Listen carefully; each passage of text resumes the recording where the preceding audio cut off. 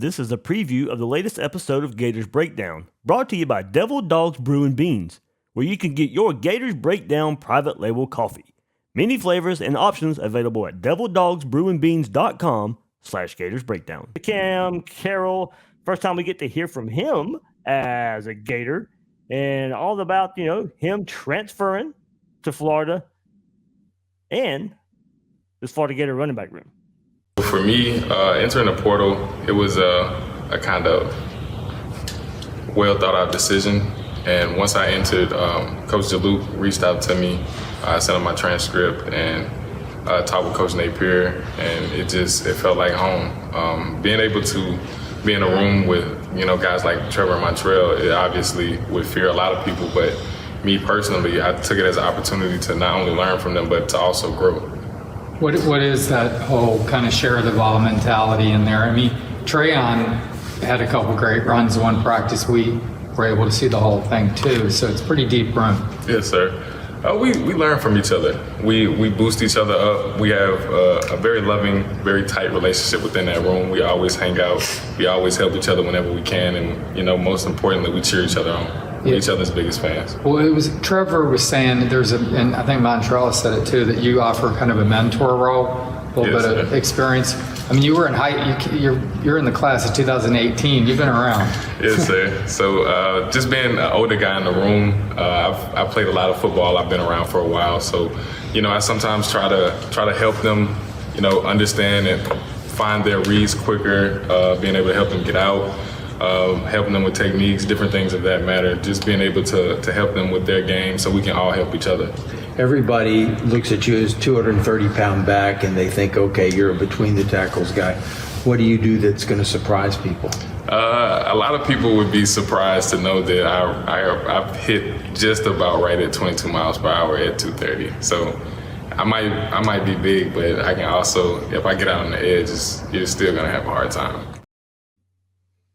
Well, we saw a glimpse of it in the spring game a little bit, that speed and that agility that he brings and hurdling people in the spring game. And, hey, I'm excited to see the guy. Honestly, of course, like all of us out there, we probably didn't know much about Cam Carroll coming from Tulane, and then he transfers to Florida. And I think we all started doing a little bit of digging and all that. But, good to hear from him and also, what he likes. And, hey, another element of speed to this offense. But, all-around back. You heard ETN call him an all-around back. And I think we've kind of put that label of a physical, maybe even bruising type of runner, but man, 22 miles an hour around the edge. I mean, maybe he's fibbing a little bit, but I mean, I'm sure it's documented somewhere that he's got that 22 mile an hour speed. So, hey, I maybe at some point, maybe in just a couple of weeks when Florida's on the road at Utah, we get to see that 22 mile an hour speed around the edge out there from Cam Carroll. I mean, we'll find out, right? I think football speed is different than straight line speed anyway, especially at the running back position.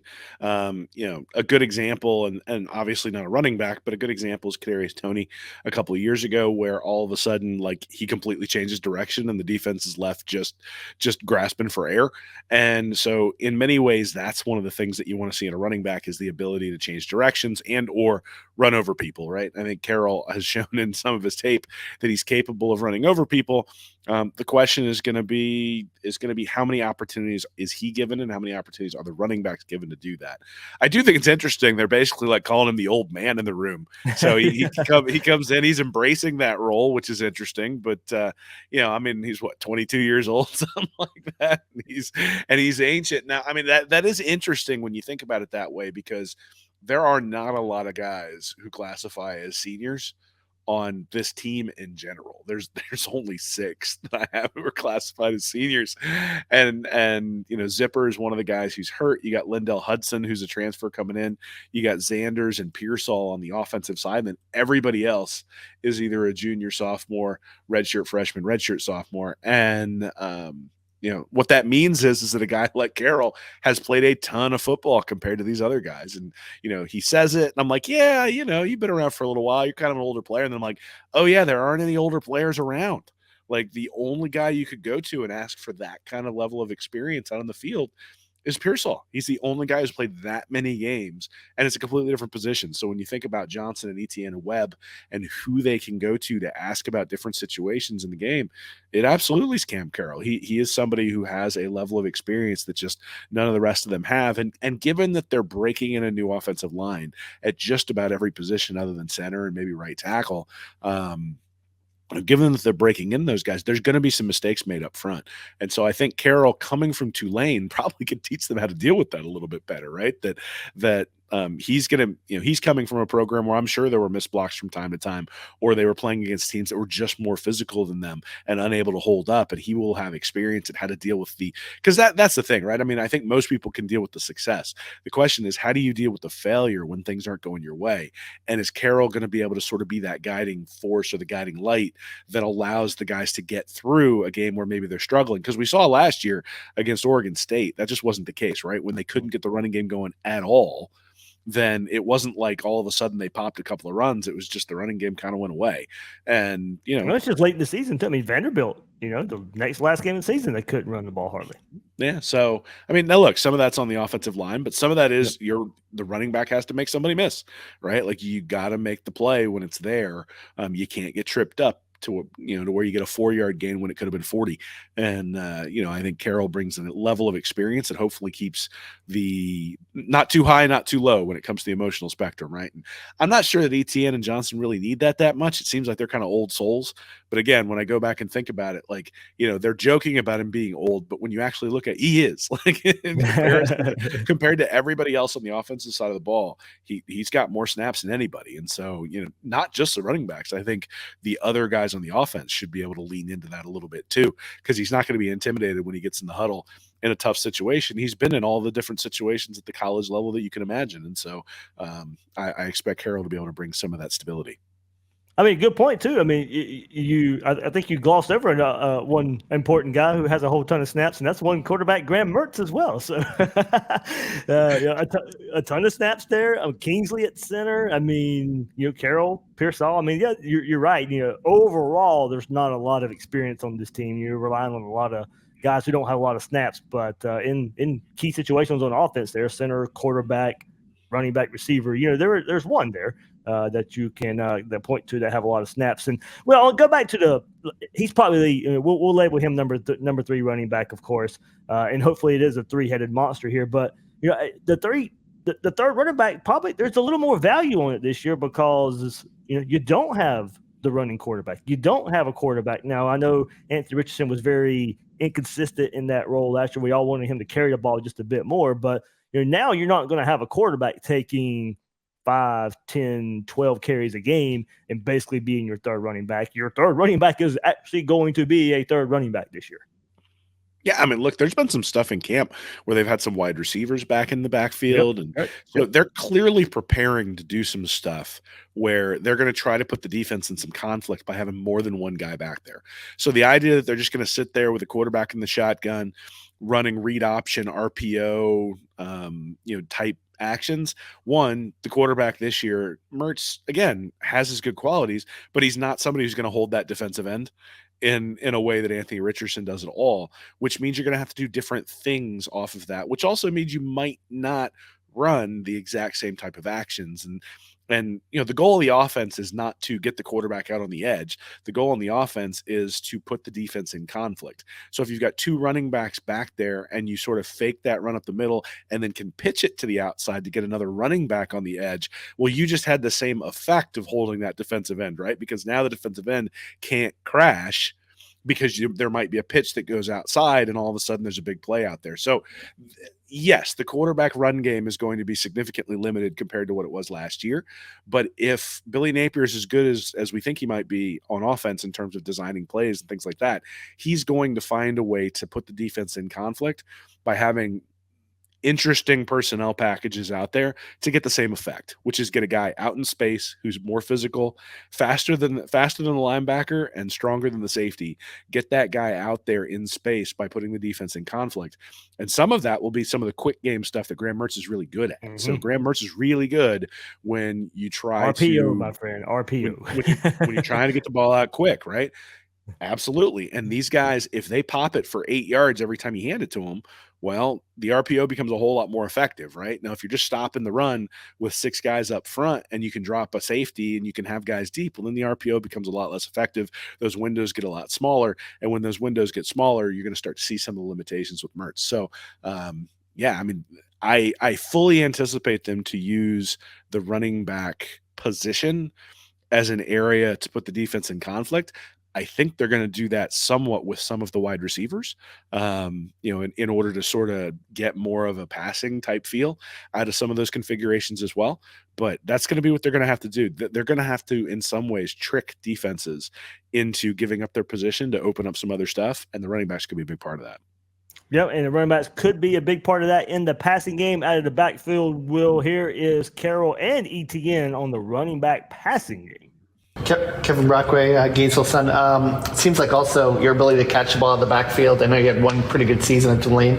What kind of element do you think you can bring there in terms of that aspect of the game? Just being able to catch out of the backfield I feel like it's become more and more evident in the game of football today that we play. So just being able to lock in on those minor details, being able to focus on catching the ball, working with the wide receivers also helps because, they work on catching the ball each and every day. They get the balls a lot. So just being able to be around them and learn those kind of fundamental things and add those to my game. Graham Ball, 247. I think Montrell had mentioned right before the beginning of camp that Florida hadn't thrown the ball a lot to the running back unit, but that he expected that was going to be a little bit more this season. Was that an attractive thing that led you here, maybe Florida being a little more inclined to utilize the running backs in the passing game this season? I mean, just being able to be in the SEC, to be able to be a part of such a great program is what really attracted me to this school.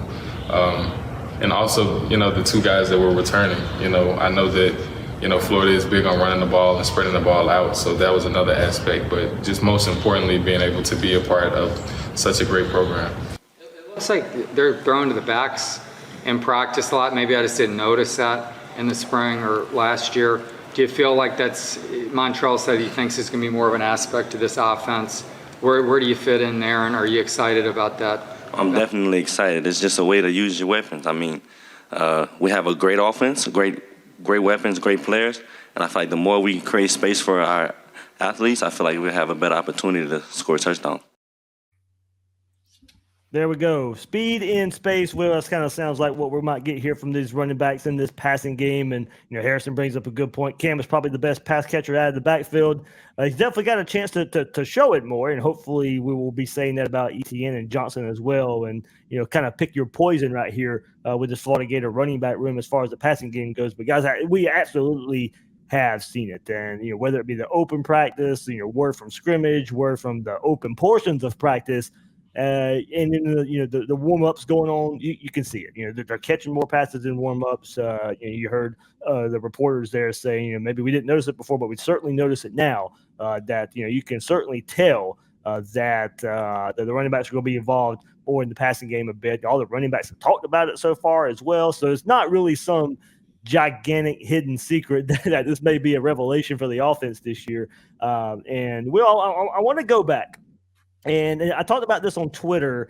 I think it was last week, and I talked about it on Gators Breakdown Plus there. So some people may have missed it last week, but this could change with the type of quarterback you have. And of course, you have an athletic running quarterback. They're going to take some of those chances away, but now with a not as athletic quarterback like Graham Mertz compared to what Billy Napier has previously had, maybe you do see the offense open up a bit more in the running back passing game. So throughout the history, you had at Billy Napier in 2018, and I forget who the quarterback was. I meant to go back and look, but I forgot. But it wasn't Levi Lewis yet. And I believe it was more of a pocket passer at Louisiana in his first year before Levi Lewis. And Trey Regas had 25 receptions that year as a running back. Elijah Mitchell had 20. So you had 45 total receptions from the running back spot in 2018. Levi Lewis takes over. You get your more athletic quarterback. Elijah Mitchell only has 10. Raymond Calais only has 10. And Regas only goes down to 6. So you went from 45 total in 18 to in 19, you had 26 total. Now, 18, there were a couple more. That was just the top 2 backs, and that's kind of where it was. But 2 backs gave you 45. 3 backs only gave you 26 in 19. You go to 2020, picked up a bit there. Mitchell, Chris Smith, both had 16. There's your 32 right there. Then Ragas had 9, so it was 41, but still short of 2018, where it was only 2 players. It took 3 players to get to, over 40 and 20. And in 2021, Imani Bailey had 15 receptions. Smith had 14. Montrell Johnson had 6. And then in 2022, his first year at Florida, Anthony Richardson at quarterback, of course. Johnson only had 12 catches last year. ETN had 9. So you go back to first year at Louisiana, 45 catches between the top 2 running backs. And at Florida, the top 2 running backs only had 21. So a big start comparison. I'm sure style of quarterbacks has a lot to do with that. So there is a little bit of history, Will, that Billy Napier will pass to the running backs. Yeah, so I mean that year you were talking about, 2018 at Louisiana, was Andre Nunez was the quarterback for Louisiana. He had 56 rushing attempts for negative 15 yards. So we're not talking about a mobile guy, and I think what it really suggests is that when you have a mobile quarterback, it's a risk to blitz him. Football is back, and so is winning season at MyBookie, NFL, college, and a brand new cash out system to give you options to bet and win all season long. First 2 legs of your parlay hit, cash out early and use the funds on another bet, or let it ride for a chance at a bigger payday. Use early cash outs as a tool to stay in control of the action at MyBookie. To get started, go to mybookie.ag now and register for a free account. When you're ready to make your first deposit, just use promo code Gators to grab a welcome bonus on the house. That's promo code Gators to claim your deposit bonus, and for a limited time, you get a free chip to use in the MyBookie casino. You can bet anything, anytime, anywhere, only with MyBookie.